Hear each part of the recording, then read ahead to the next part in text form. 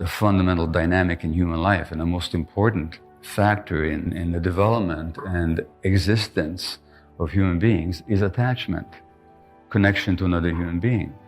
I mean, the capacity to be present with and understand and see the other human being for exactly who they are, and to accept them for who they are, and to invite them unconditionally to be in your presence exactly the way they are. That's what love actually is. But what if you grew up in a home where your father or your mother was a rageaholic, and so that you're terrified of anger? You can't handle it. It brings up too much anxiety for you. What I found out is that whether it was physical illness or addiction or mental illness of any kind, or the preponderance of childhood developmental disorders that are burgeoning in North America right now, with millions of children being on stimulant medications for ADHD, 500,000 kids in your country are on antipsychotic medications, not because they're psychotic, but because we don't know. When I say we, I mean doctors, teachers, parents don't know how to regulate the child's behavior without medications.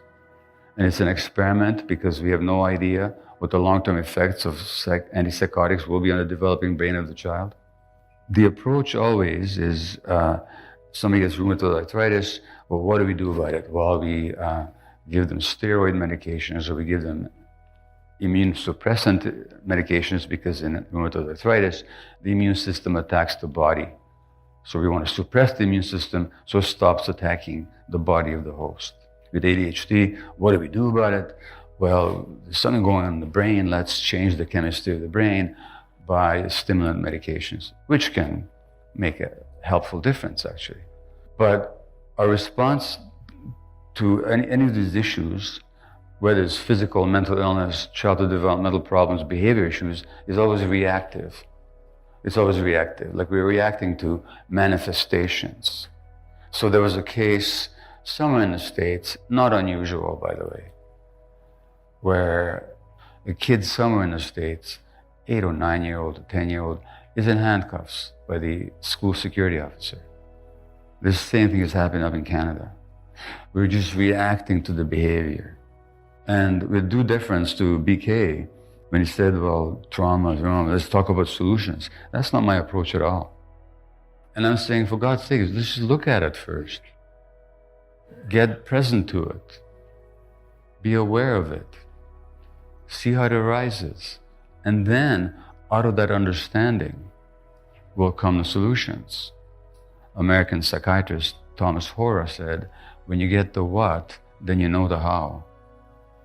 And in North America, we're very addicted to the how, but not to the what.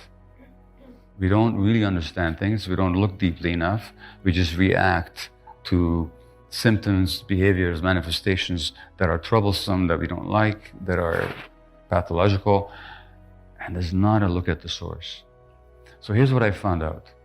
That whether we're looking at mental illness, depression, anxiety, PTSD, ALS, cancer, rheumatoid arthritis, behavior problems, we're looking at one thing only, which is the impact of early childhood stress on the individual. And that stress happens in a social context. And so that the ideology of Western medicine, which separates the mind from the body, which doesn't understand that there are physical manifestations of lifelong emotional patterns and early stresses that the disease itself is an outcome of, and that therefore, if the individual could change their relationship to their emotions and how they function in the world and how they take on stress automatically and what kind of relationships they're in and what kind of work they're doing and how they feel about themselves, that can actually significantly affect the course of the illness in a positive sense. In other words, if they get present to themselves. But these are the things that my profession, despite a whole preponderance of evidence, absolutely ignores. It just doesn't compute. Let's say you have a 2-year-old and you're the parent of a 2-year-old and they get angry with you. Incidentally, if your 2-year-old doesn't get angry with you, you're not doing your job. Because she can't have that second cookie before dinner. And why should she not be upset? I mean, when you want something, you don't get it, you get frustrated, right? She gets frustrated, so But what if you grew up in a home where your father, your mother was a rageaholic, and so that you're terrified of anger? You can't handle it. It brings up too much anxiety for you. So then you give the signal, overtly or covertly, that good little girls don't get angry. What the child gets is that little girls who get angry don't get loved. So then how does she adapt? She adapts by repressing her anger. That's the way she maintains the relationship with you. Because the fundamental dynamic in human life and the most important factor in the development and existence of human beings is attachment, connection to another human being. As infants, we're utterly helpless, and we're more helpless than any other creature, and stay that way longer than any other creature. So without that attachment relationship, we simply don't function, can't live. It's life essential. And throughout life, of course, we evolved as a species of attachment. By attachment meaning it's a gravitational force that pulls two bodies together, just like love is the common word for attachment, connection, where somebody's taking care of somebody else, somebody's holding somebody else, and somebody's being held. Now, gravitation itself is an attachment force. I'm talking about physical gravitation. It pulls two bodies together. And literally, it's gravitation that makes the world go around the sun, isn't it? So when they say love makes the world go round, it's true in the pure.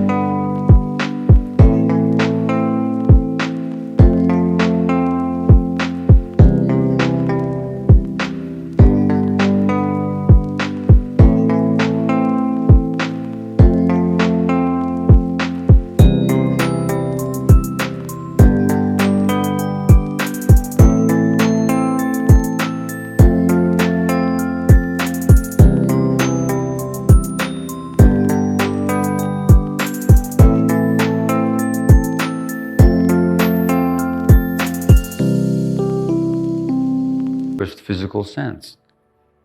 Well, it's also true in the psychological realm. And by love here, I don't mean the emotion that a parent feels towards the child, because I take it for granted that all parents love their kids. And even the hard as it is to fathom, but even the parents who abuse their kids love their kids.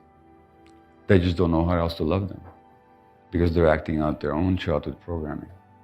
So by love here, in this case, I don't mean the emotion. I mean the capacity to be present with and understand and see the other human being for exactly who they are, and to accept them for who they are, and to invite them unconditionally to be in your presence exactly the way they are. That's what love actually is. And so I can tell you as a parent, I was completely incapable of giving that to my kids because I was still dealing with my own childhood stuff as an adult. When children don't receive that unconditional, what Carl Rogers called the unconditional positive regard, or the unconditional invitation to be in my presence exactly the way you are, then they have to adapt to that. Why do they have to adapt? Because they need the attachment relationship without which they can't survive. So without attachment, there's no survival. Therefore, we adapt. And if your child gets the message that she's not invited to be in your presence when she's angry, then she won't be angry. Not that the anger won't be there, but she'll repress it It's not a conscious behavior, it's simply an automatic brain mechanism. But when you repress anger, you know what happens in the long term? You're repressing your immune system. Lots of studies have shown that. And the immune system can then fail to function, or it can actually turn against you in the form of autoimmune illness.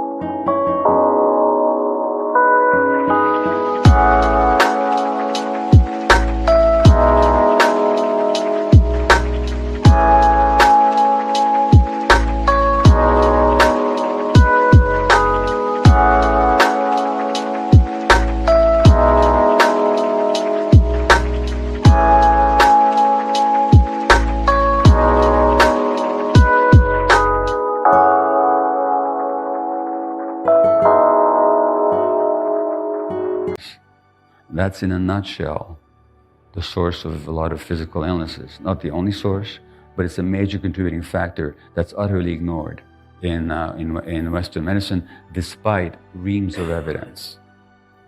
So what I'm saying here is that when there's a loss emotionally, that translates into biology. So it's not that there's biology here and no emotions here. It's that the emotions and the biology are completely inseparable. And what happens on the emotional plane inevitably will have its manifestations on a biological plane. So what you lose emotionally translates into biological events in your body.